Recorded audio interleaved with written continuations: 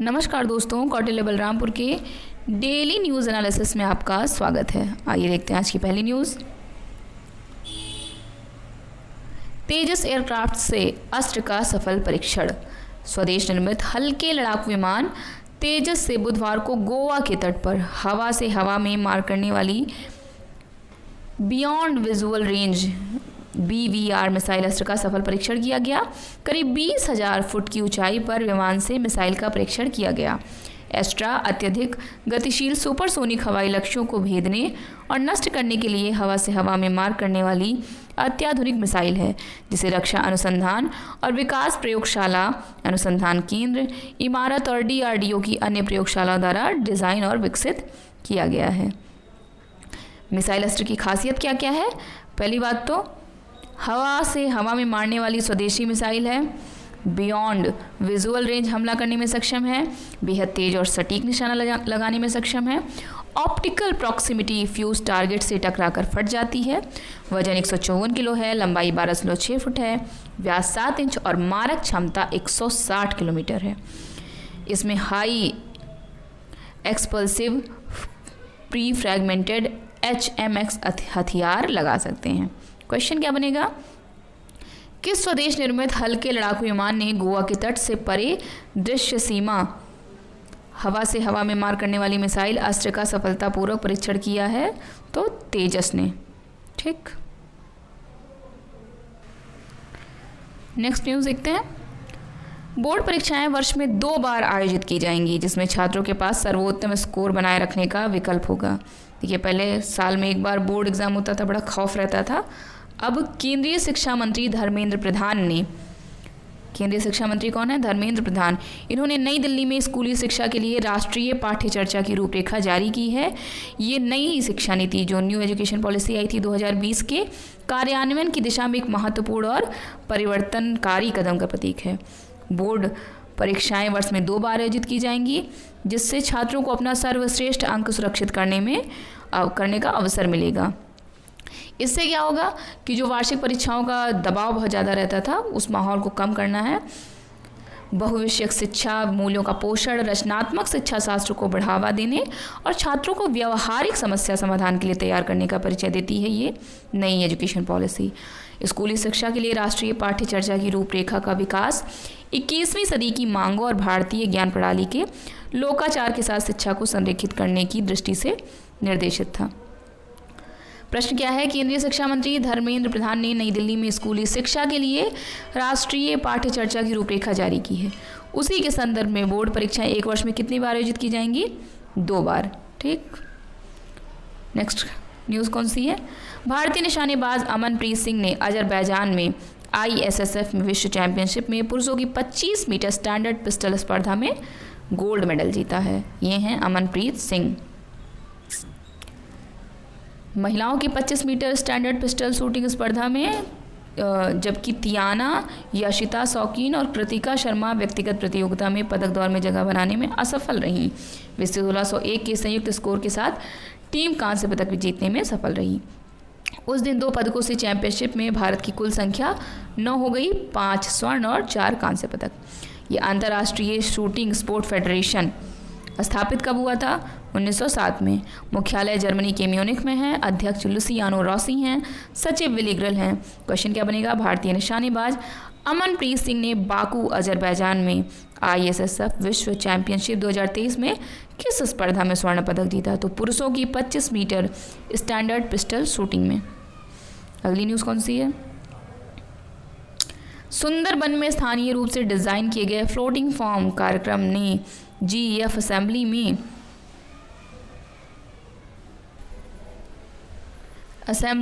$1 लाख जीते। पर्यावरण के लिए दक्षिण एशियाई प्रकृति मंच द्वारा संचालित और सुंदरबन क्षेत्र में बाढ़ से पीड़ित समुदायों के लिए अनुकूलन निधि द्वारा समर्थित स्थानीय रूप से डिज़ाइन किए गए तैरते खेतों पर सामुदायिक कार्यक्रम समावेशी GEF असेंबली चैलेंज के तहत वैश्विक पर्यावरण सुविधा द्वारा चुने गए 23 नागरिक समाज संगठनों में से एक है। ये कार्यक्रम एक अनोखी पहल है जो समुदाय संचालित जलवायु और प्रकृति परियोजनाओं के समर्थन और उन्नयन की प्रतिबद्धता और GEF साझेदारी में स्वदेशी लोगों, महिलाओं, लड़कियों और युवाओं के अद्वितीय योगदान को दर्शाती है।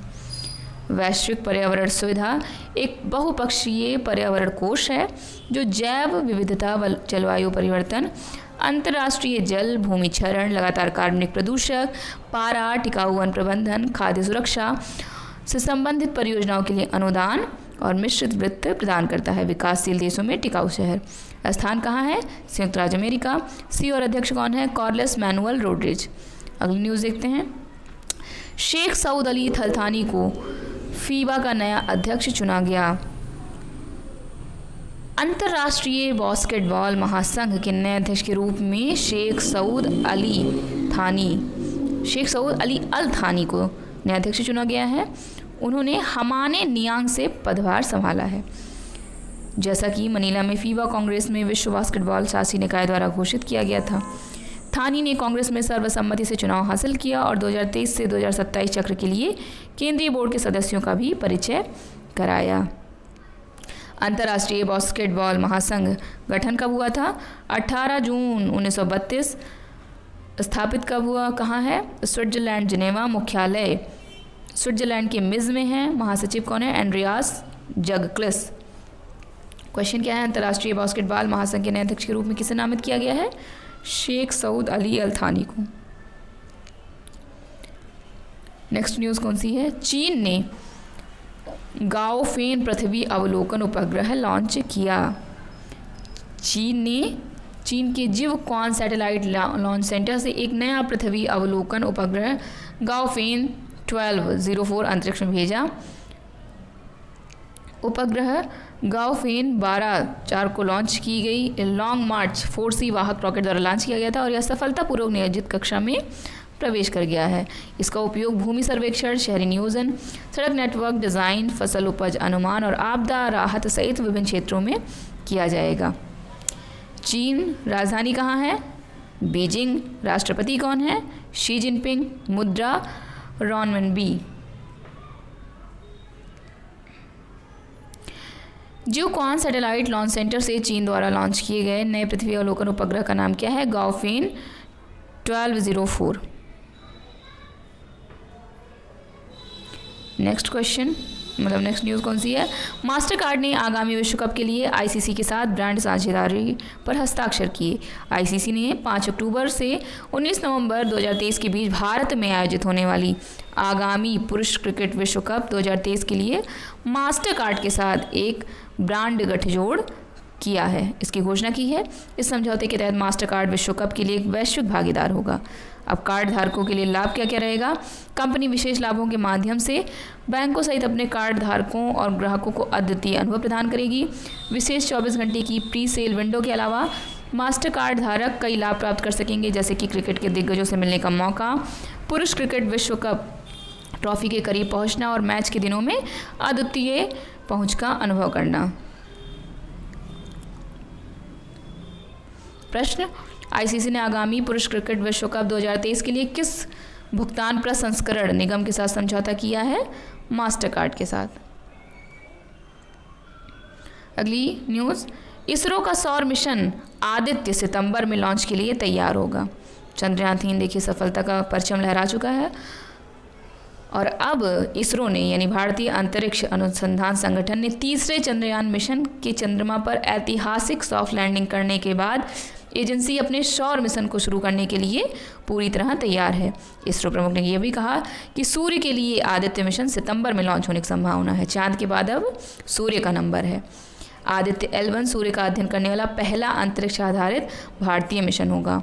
अंतरिक्षयान को सूर्य पृथ्वी प्रणाली के लैग्रेंज बिंदु L1 के चारों ओर एक प्रभामंडल कक्षा में रखा जाएगा जो पृथ्वी से लगभग 1.5 मिलियन किलोमीटर दूर है। इससे वास्तविक समय में सौर गतिविधियों और अंतरिक्ष मौसम पर इसके प्रभाव को देखने का अधिक लाभ मिलेगा। आदित्य L1 सूर्य के कोरोना, सूर्य के प्रकाश मंडल, क्रोमोस्फीयर और उत्सर्जन, सौर हवाएं और स्प्लेयर्स और कोरोनल मास इजेक्शन का अध्ययन करेगा और 24 घंटे सूर्य की इमेजिंग करेगा। सूर्य का अध्ययन करने वाला पहला अंतरिक्ष आधारित भारतीय मिशन का नाम क्या है? आदित्य L1। अगला न्यूज़: पूर्व राष्ट्रपति रामनाथ कोविंद ने केरल के पहले एआई स्कूल का उद्घाटन किया। बड़ी न्यूज़ है। राष्ट्रपति रामनाथ कोविंद जो पूर्व 14वें राष्ट्रपति थे हम लोग के, वो तिरुवनंतपुरम के शांतिगिरी विद्या भवन में केरल के पहले एआई यानी आर्टिफिशियल इंटेलिजेंस कृत्रिम बुद्धिमत्ता वाले स्कूल का उद्घाटन किया है।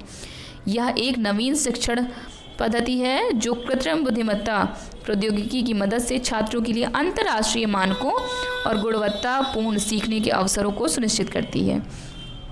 इसे वैदिक स्कूल के सहयोग से दुनिया के सबसे उन्नत शैक्षिक प्लेटफॉर्मों में से एक आई लर्निंग इंजन यूएसए द्वारा डिज़ाइन और ढाला गया है। एआई स्कूल को नई राष्ट्रीय शिक्षा नीति में उल्लिखित राष्ट्रीय स्कूल मान्यता मानकों के साथ सावधानीपूर्वक संरेखित किया गया है। यह शुरुआत में कक्षा 8 से 12 तक के छात्रों को सीखने के उपकरण और संसाधनों का एक व्यापक सूट प्रदान करता है। केरल की राजधानी कहाँ है? पहली बात तो केरल का नाम बदल के अब केरलम होने जा रहा है, ये न्यूज़ आपको पता ही होगी। राजधानी तिरुवनंतपुरम। राज्यपाल आरिफ मोहम्मद खान।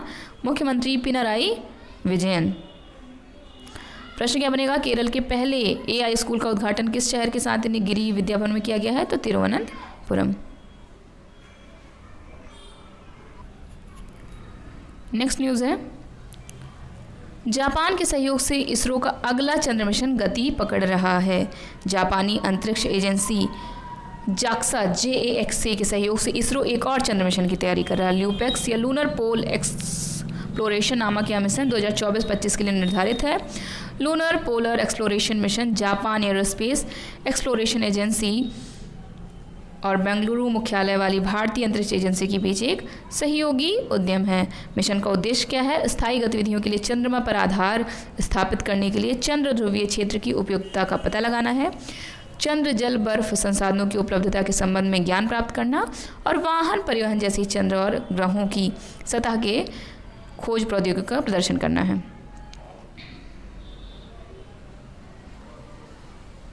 इसरो का गठन कब हुआ था? 15 अगस्त 1969। मुख्यालय बेंगलोर में है, कर्नाटक के बेंगलोर में। अध्यक्ष श्रीधर सोमनाथ हैं। क्वेश्चन क्या है? जापानी अंतरिक्ष एजेंसी जाक्सा के सहयोग से इसरो के अगले चंद्र मिशन का नाम क्या है? ल्यूपेक्स। आज की न्यूज़ में बस इतना ही। कल हम लोग और न्यूज़ को एनालिसिस करेंगे। तब तक के लिए हमारे चैनल को ऐसे देखते रहें। Thank you so much.